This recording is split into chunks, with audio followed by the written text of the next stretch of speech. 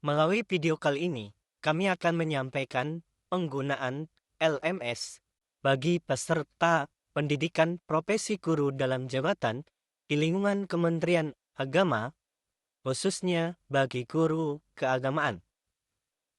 Yang pertama, Bapak Ibu silakan membuka website ppk.kemenag.go.id.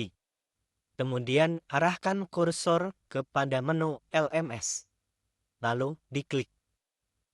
Setelah itu akan muncul halaman seperti ini dan Bapak Ibu dipersilahkan untuk melakukan login dengan memasukkan username dan password.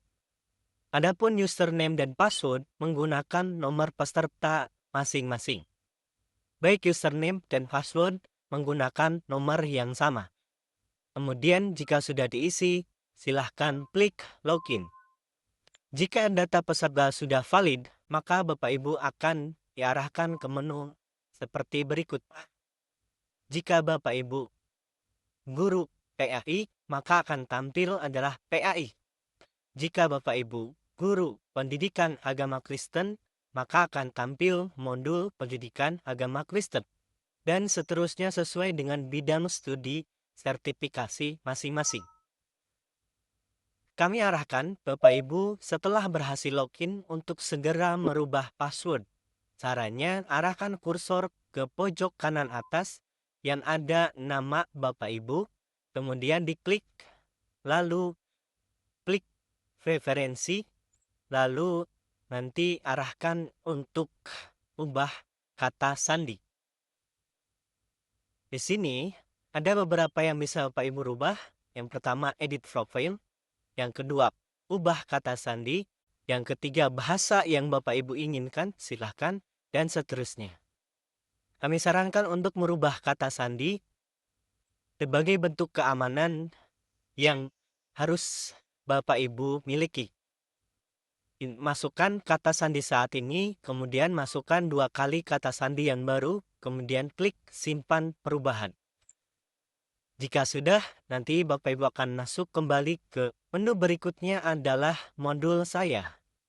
Bapak Ibu akan ditampilkan sesuai dengan bidang studi sertifikasi masing-masing. Berikutnya tinggal diklik saja. Kemudian tunggu beberapa saat akan muncul deretan tugas seperti di sampingnya. Dan Bapak Ibu cukup kalau agak mengganggu boleh diklik tutup saja. Lalu Bapak Ibu fokus ke 4 menu yang disajikan. 4 menu ini harus diselesaikan secara berurutan. Mulai dari modul profesional, modul pedagogik, modul pengembangan perangkat pembelajaran, dan terakhir adalah induksi serta tryout. Caranya, klik modul profesional, nanti muncul deretan seperti ini. Ini menampilkan topik-topik yang akan dibahas di dalam modul profesional pada masing-masing bidang studi. Dari mulai topik 1, ini akan berbeda tentu dengan modul bidang studi yang lain. Topik 2, topik 3, dan seterusnya.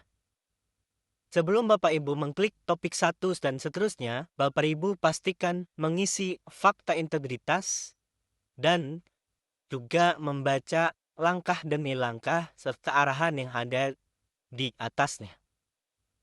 Klik fakta integritas, akan muncul seperti ini.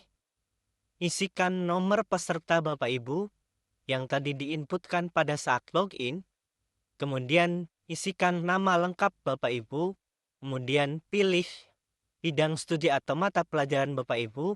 Lalu pilih LPTK Bapak Ibu. Misal saya mengisikan nomor tertentu. Kemudian saya mengisi nama. Kemudian bidang studi tadi sejarah kebudayaan Islam. Lalu misalnya LPTK-nya adalah misalnya Syarif Hasim Riau. Bapak Ibu pastikan membaca setiap informasi yang ada di sini dan menaati apa yang sudah kita sepakati. Dengan catatan, checklist saya menyatakan bahwa saya memahami dan menyetujui seluruh ketentuan dalam fakta integritas ini. klik submit. Tunggu beberapa saat, kemudian Bapak Ibu akan diarahkan ke layar atau Bapak Ibu arahkan kursor ke modul saya. Klik lagi, kemudian klik kembali ke modul profesional. Maka Bapak Ibu bisa memulai topik 1. Topik 1 Bapak Ibu dibuka dengan pretest. Silahkan diklik pretest, Bapak Ibu nanti akan disajikan soal-soal pretest pada topik 1 di modul profesional bidang studi masing-masing. Diklik, nanti muncul seperti ini. Silahkan kerjakan kuis. Diizinkan mengerjakan 2 kali jika memang masih belum maksimal. Nanti metode yang diambilnya adalah nilai yang tertinggi. Jika sudah kembali ke modul, nanti baru yang berikutnya akan diperbolehkan masuk ke berkas. Nah, saat ini saya tidak bisa mengklik karena tadi tidak mengerjakan pretest. Nanti Bapak Ibu bisa mengklik lalu membuka dan membaca. Ini di sini arahannya adalah baca dan telaah berkas sumber belajar berikut dengan seksama untuk memperlancar pemahaman Bapak Ibu. Kemudian langkah berikutnya menyimak video dan memahami jurnal. Jadi setiap topik ada pretest, ada membaca modul, ada menyimak video, dan ada menyimak artikel atau jurnal. Topik kedua juga sama. Yaitu pretest dulu, baru bisa membuka PDF, kemudian menyimak video, dan jurnal. Begitu seterusnya sampai selesai di topik ke-8. Saya ulangi, setiap topik Bapak Ibu mengerjakan pretest, menyimak dan memahami topik masing-masing dari PDF yang sudah disediakan, kemudian menyimak video dan menyimak artikel dan memahaminya. Jika dalam topik-topik tertentu tidak terdapat video dan tidak terdapat artikel, maka berarti Bapak Ibu bisa melanjutkan ke topik berikutnya. Misalnya di sini topik ketiga hanya ada pretest dan berkas saja.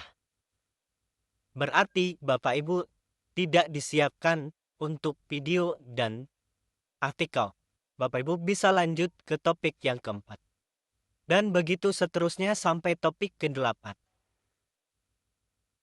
Jika sudah selesai sampai topik ke-8, Bapak Ibu diminta untuk mengerjakan tugas mandiri, yaitu dengan catatan ini. Setelah selesai membaca dan mempelajari topik secara mandiri, mahasiswa membuat tugas mandiri yang ditulis dalam bentuk Word atau diketik di dalam Word, kemudian copy paste di LMS. Adapun tugas yang diminta adalah peta konsep atau gagasan apa saja yang Anda temukan dari topik 1 sampai topik 8. Sebutkan kurang lebih 5 gagasan dan mohon dijelaskan dalam 1-2 alinea. Yang kedua, materi atau konsep apa saja dalam topik tersebut yang menurut Anda menimbulkan miskonsepsi atau salah mengerti dari topik 1 sampai topik 8. Bapak Ibu sudah menandatangani fakta integritas mengerjakan secara mandiri, sehingga sebagai seorang guru tentu apa yang sudah Bapak Ibu sepakati itu yang dilaksanakan.